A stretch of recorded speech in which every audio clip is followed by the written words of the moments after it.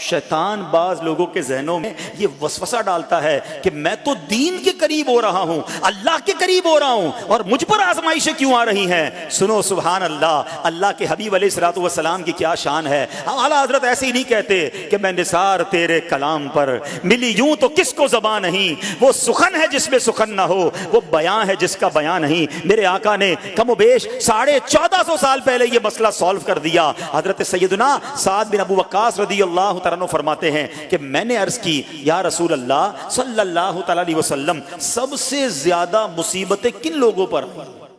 گلی مکا دی نا، پنجابی بچ کہتے ہیں نا، گالی بات ہی ختم کر دی۔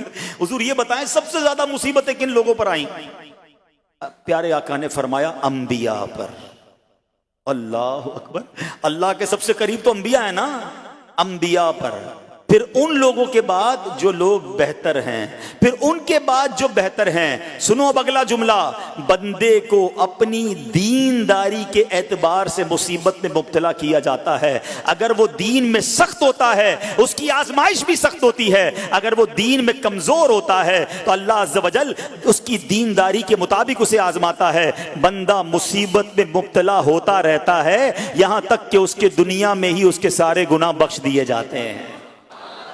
گویا اللہ کی یہ رحمت ہے کہ بندہ بڑا نیک ہو رہا ہے، رب چاہتا ہے کہ اس بندے پر آزمائش بھیجوں، میرا نیک بندہ صبر کرے، اس کے گناہ معاف ہو جائیں اور میرے پاس آئے تو اس کو جنت میں داخل کر دوں۔ اللہ اکبر۔ اے پیارے اسلامی بھائیو، یاد رکھنا، اب جو میں نے ایک سوال قائم کیا تھا نا کہ یار میں تو دین کے قریب، میں تو اللہ کے قریب ہونے کی کوشش کر رہا ہوں اور ایک کے بعد ایک آزمائش آ رہی ہے، یہ کیا ہے؟ اب ایک اور حدیث سن لو، سبحان اللہ۔ حضرت سیدنا انس رضی اللہ تعالیٰ عنہ سے روایت ہے، سرکار والا تبار، ہم بے کسوں کے مددگار، شفیع روز شمار، دو عالم کے مالک و مختار صلی اللہ تعالی علیہ وآلہ وسلم نے فرمایا، جب اللہ عز و جل کسی بندے سے محبت فرماتا ہے، سننا ذرا غور سے، اللہ عز و جل جب اپنے کسی بندے سے محبت فرماتا ہے یا اسے اپنا دوست بنانے کا ارادہ فرماتا ہے تو اس پر آزمائشوں کی بارش فرما دیتا ہے۔ اللہ کریم اس پر محبت بھی فرما رہا ہے اور آزمائشیں بھی بھیج رہا ہے۔ دوست پر آزمائشیں کون بھیجتا ہے؟ دوست کو تو راحتیں ڈالی جاتی ہیں۔ ہائے ہائے، اب یہی تو امتحان ہے، یہی تو چیک ہے۔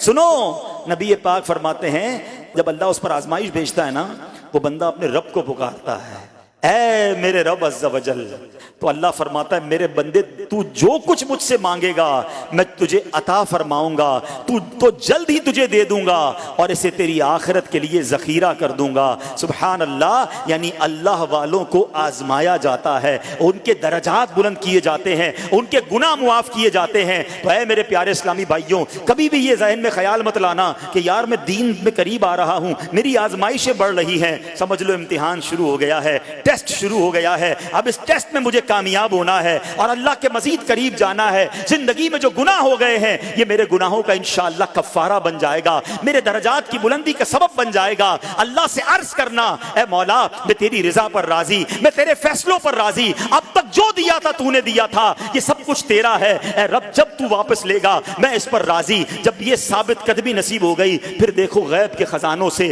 کیسا آپ کے دل پر سکینہ اترے گا، پھر کیسا آپ پر رحمتوں کا نزول ہوگا۔ تو اے میرے پیارے اسلامی بھائیوں، مصیبتیں آ چکی اور آنے بھی والی ہیں، پہلے ذہنی طور پر تیار رہنا مگر صبر کرنا۔ یہ چند دنوں کی، چند گھنٹوں کی، چند لمحوں کی مصیبت ہے مگر یہ تمہارے درجات کو بلند کر دے گی۔ رب کریم صبر کرنے والوں کو پسند فرماتا ہے۔